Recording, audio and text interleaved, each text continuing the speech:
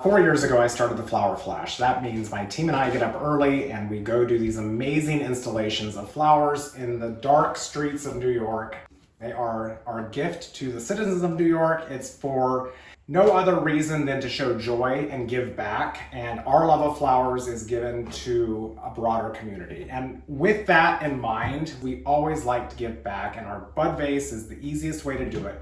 When we do our flower classes, back in the olden days when we could all stand close together in a studio, each student made a bud vase and they would go to Memorial Sloan Kettering to brighten a patient's day. So I really want to keep this going forward with the Flower Flash box. You're getting this amazing bounty of beautiful flowers. Pass it along, make one for a loved one, make one for somebody who's sick or just needs cheering up. The littlest gesture makes people smile. People love flowers, just brightens their day. And doing a little bud vase is a great way to do something easy that you can leave on their doorstep. I'm reminded of, with these peonies, of one flash that we did a couple years ago in peony season. It was all peonies. It was on McDougal Street in the West Village, and it was kind of on the fly because our original flash location had been painted over literally the night before. So we had to think quickly, and we found this pile of, I think they were concrete blocks or something on a pallet. So it was just this installation of beautiful peonies spilling over this pile of building materials. So these peonies remind me of that. But what I love about bud vases is that it doesn't take much.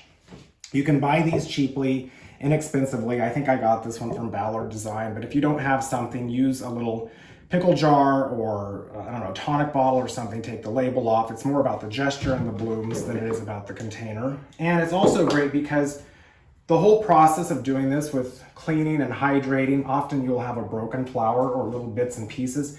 Save them for this because they're perfect for that. So I actually want to start with this magnificent peony, and I'm going to leave that little leaf on. I'm going to cut it quite short. It's going to go right in there. Now, I mean, there you go. It's like, what else do you need? If we just did 10 of these down the middle of a dining table with some votive candles, it would be like the most sophisticated centerpiece ever. So I'm adding my little piece of dianthus. You know, you don't get many stems in there because it's kind of tiny, but you can create these little masterpieces with these tiny little leftovers.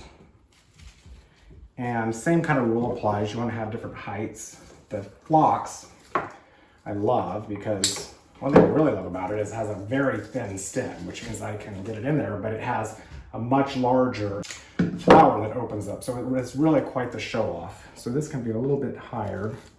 Just tuck it in there. Now I don't have a lot more room for anything, so you know, maybe I'll put one more dianthus there. And because these stems are a little curvy, I can tuck it in here. And let's see if it sticks out a little bit. Okay, so there you go. Make these with your kids. They're fun for your dinner table, they're fun for the bathroom, and they're more fun, the most fun, to actually share with others and to give as a gift.